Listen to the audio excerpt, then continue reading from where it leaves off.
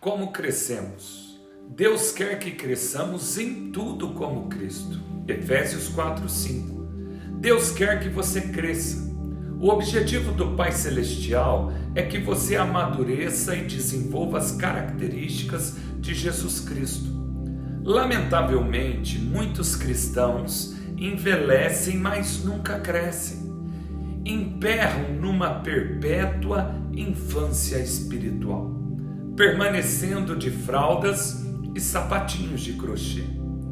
O motivo é que nunca pretenderam crescer. Crescimento espiritual não é algo automático. Crescimento espiritual é necessário que haja um compromisso voluntário.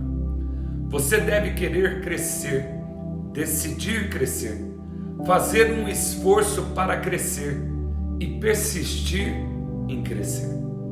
O discipulado, ou seja, o processo de se tornar semelhante a Cristo, sempre começa com uma decisão. Jesus nos chama e nós respondemos. Em Mateus capítulo 9, versículo 9 está escrito: Jesus disse: "Venha, seja meu discípulo." Então Mateus levantou-se e o seguiu. Quando os primeiros discípulos escolheram seguir a Jesus, não compreendiam todas as implicações da decisão que haviam tomado. Simplesmente atenderam ao convite de Jesus.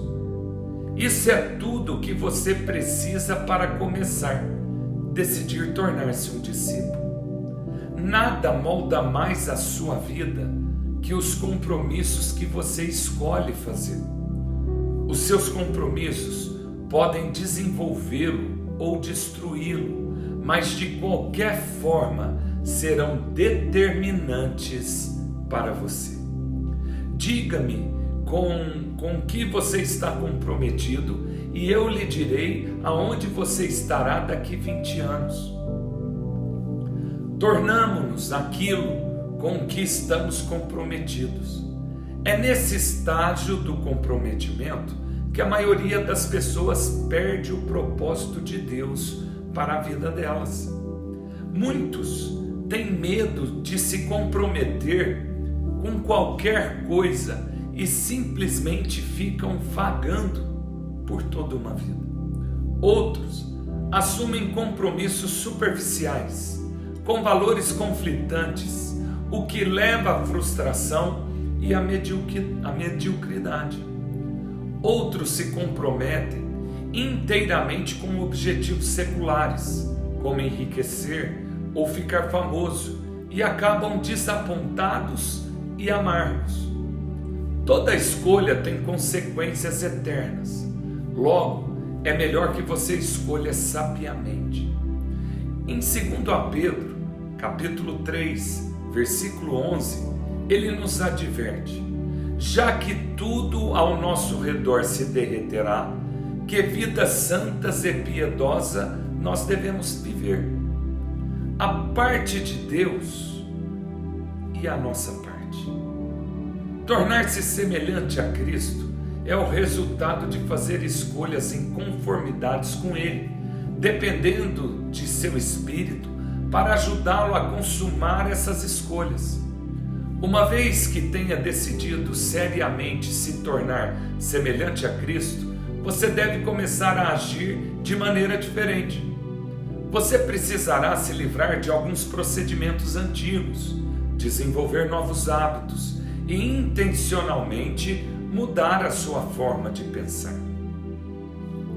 Esteja certo de que o Espírito Santo o ajudará nessas mudanças. Em Filipenses capítulo 12,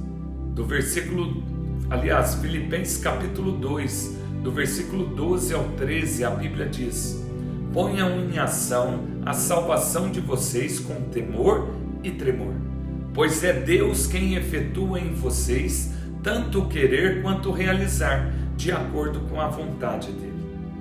Esse versículo mostra duas partes do crescimento espiritual: ponham em ação e efetua em vocês. Ponham em ação é o nosso dever, e o efetuar em vocês é o papel de Deus. Crescimento espiritual é um esforço de cooperação entre você e entre o Espírito Santo. O Espírito de Deus trabalha conosco e não apenas em nós. Deus lhe deu uma nova vida. Agora você é responsável por desenvolvê-la com temor e tremor. Isso significa levar seu crescimento espiritual a sério. Nós precisamos reprogramar o piloto automático. Para mudar a sua vida, você deve mudar a sua forma de pensar.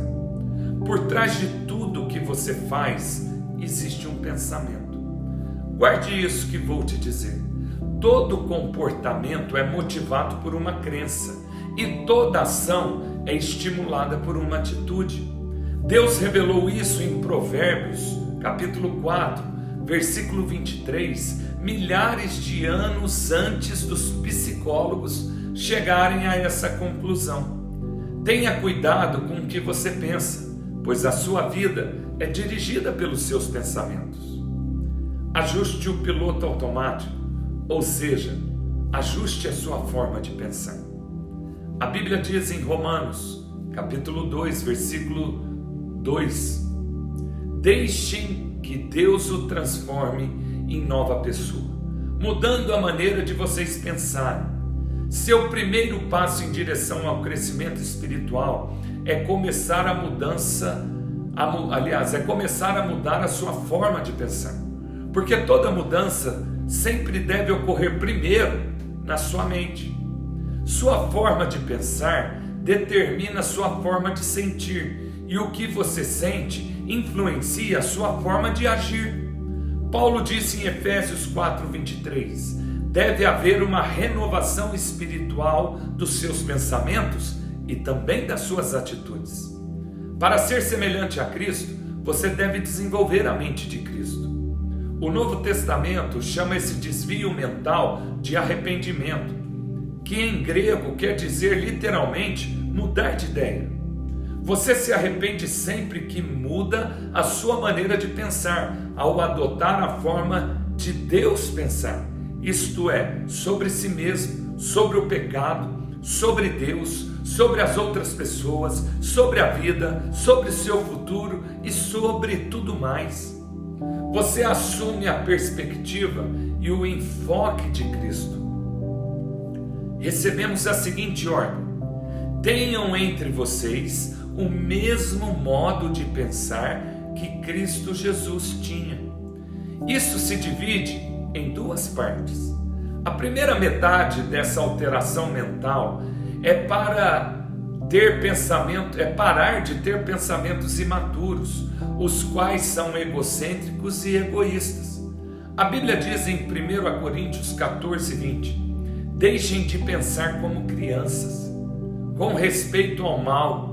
Sejam crianças, mas quanto ao modo de pensar, sejam adultos. Os bebês são, por natureza, completamente egoístas. Eles só pensam em si mesmo e em suas necessidades. São incapazes de dar, só conseguem receber. Isso é uma forma imatura de pensar. Infelizmente, muitas pessoas nunca crescem além desse tipo de pensamento. A Bíblia diz em Romanos, capítulo 8, versículo 5, que o pensamento egoísta é a fonte do comportamento pecaminoso. Os que vivem segundo o próprio ego pecaminoso só pensam nas coisas que o seu ego pecaminoso deseja. A segunda parte da mudança que leva a pensar como Jesus é começar a ter pensamentos maduros, os quais se concentram nos outros e não em você mesmo. Em seu grande capítulo sobre o que é o amor verdadeiro, Paulo conclui em 1 Coríntios capítulo 13, no versículo 11, que pensar nos outros é a marca da maturidade. Quando eu era menino, falava como menino, pensava como menino e raciocinava quando menino. Quando me tornei um homem, deixei para trás as coisas de mim. Hoje, muitas pessoas presumem que a maturidade espiritual é medida pela quantidade de informação bíblica e de doutrinas que conhecem. Embora conhecimento seja uma das dimensões da maturidade, isso não é toda a história. A vida cristã é muito mais do que credos e convicções. Ela inclui conduta e caráter. Nossos atos devem ser coerentes com a nossa fé e as nossas crenças devem ser respaldadas por um comportamento cristão. O cristianismo não é uma religião ou uma filosofia, mas é um relacionamento e um estilo de vida. A essência desse estilo de vida, como Jesus disse, é pensar nos outros e não em nós mesmos. A Bíblia diz, em Romanos capítulo 15, do versículo 2 ao versículo 3, devemos pensar no bem deles e tentar ajudá-los, fazendo coisas que lhe agradam a eles. Nem mesmo Cristo tentou agradar a si mesmo. Pensar nos outros é o cerne de se tornar semelhante a Jesus Cristo e a melhor evidência do crescimento espiritual. Esse tipo de pensamento não é natural, pelo contrário, é raro e árduo. Felizmente, temos ajuda. Deus nos deu o seu Espírito, por isso não pensamos da mesma forma que as pessoas deste mundo pensam. Nunca é tarde demais para você começar a crescer. Que Deus te abençoe, em nome de Jesus.